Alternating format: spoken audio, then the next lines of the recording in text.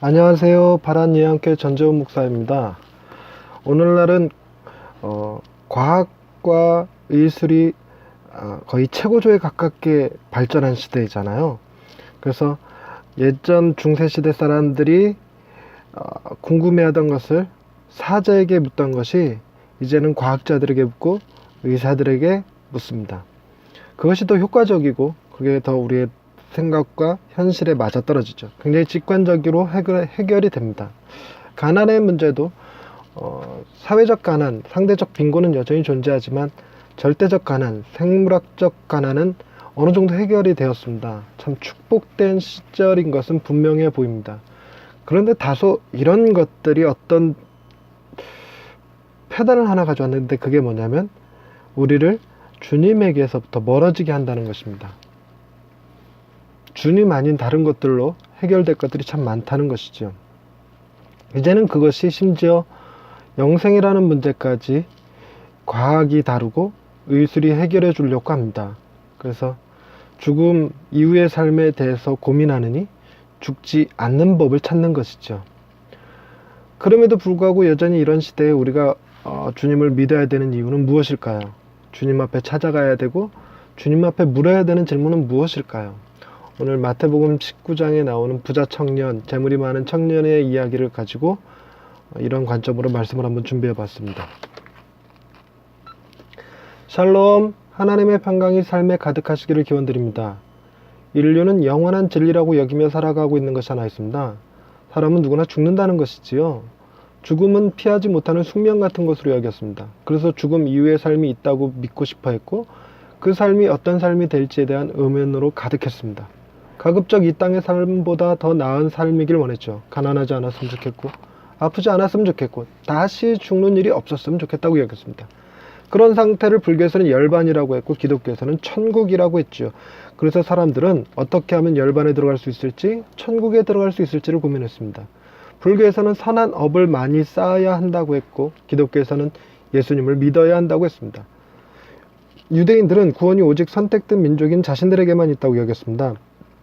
하지만 유대인으로 오신 예수님이 이방인들에게도 구원이 있다고 말씀을 하셨죠. 이것은 매우 큰 충격이 되었습니다.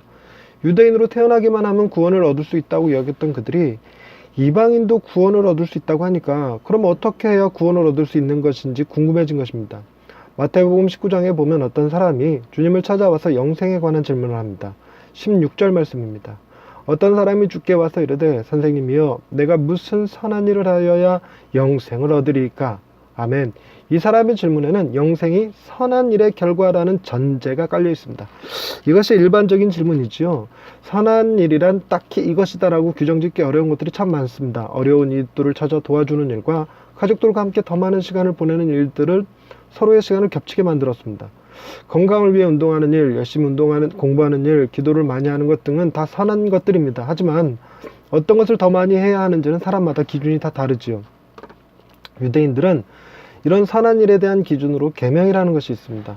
살인하지 말라, 가늠하지 말라, 도둑질하지 말라 등 다양한 계명이 있고, 보다 더 확대된 613가지의 실천사항이 있었습니다. 사람들 중 613가지의 계명들을 하나도 안 지키는 사람은 없고, 그렇다고 전부 다 지키는 사람도 없습니다. 하나라도 지키면 영생을 얻는다고 해야 할지, 아니면 하나라도 어기면 영생을 얻지 못한다고 해야 할지 애매한 부분이 생기는 것이죠.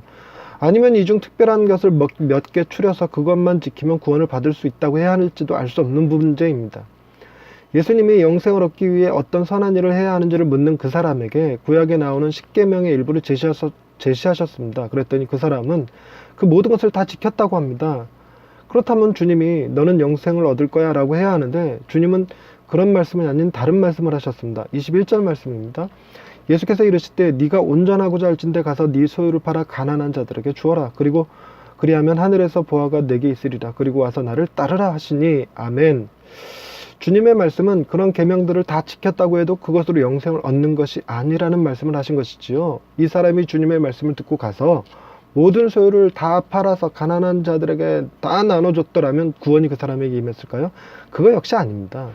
주님의 대답은 선한 일을 통해 영생을 얻는 것이 아님을 말씀하신 것이지요. 다시 말해서 그 사람이 할 수 없는 일을 제시하심으로 영생이 자신의 행위에 있지 않음을 알게 하신 것입니다. 영생에 관한 질문을 바꿔야 했습니다. 어떤 선한 일을 해야 하는지가 아니라 누가 우리에게 영생을 줄 수 있는지를 물어야 했죠. 우리는 답을 알고 있습니다. 구원은 우리의 행위가 아니라 우리를 사랑하시는 주님의 행위의 문제라는 것을 말입니다. 영생은 주님이 우리에게 주시는 은혜의 선물입니다. 계명을 지킨 자들에게 주시는 것이 아닙니다. 주님을 믿는 자들에게 주시는 것이죠. 이 시대는 영생에 관한 질문을 과학자들이 답답합니다. 그들이 말하는 영생은 죽음 이후의 삶이 아닙니다. 현재 지금의 삶을 무한정 연장시키는 것을 말하죠. 즉 죽음을 극복하게 만드는 기술을 연구함으로써 영생의 대답을 하고 있는 것입니다. 이미 수많은 질문을 하나님이 아닌 과학자들, 의사들, 심리학자들에게 하고 있는 시대입니다. 그리고 아주 효과적인 대답들도 이미 숱하게 많이 들었고, 그리고 그 혜택을 지금 우리는 누리면서 살아가고 있습니다.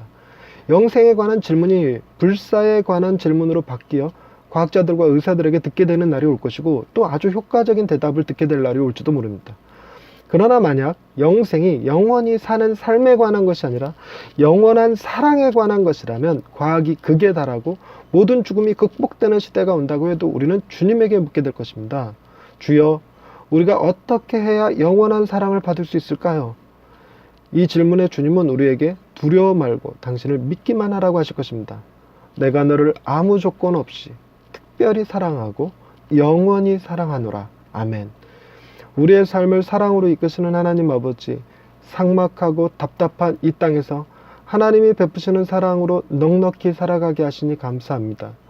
하나님의 사랑이 우리의 행위에 따른 축복의 결과인 양 착각하며 선한 일에 대한 보상이 만족스럽지 않고 악한 자에 대한 징계가 성에 차지 않아서 원망과 불평을 하며 살았던 우리를 용서하여 주옵소서.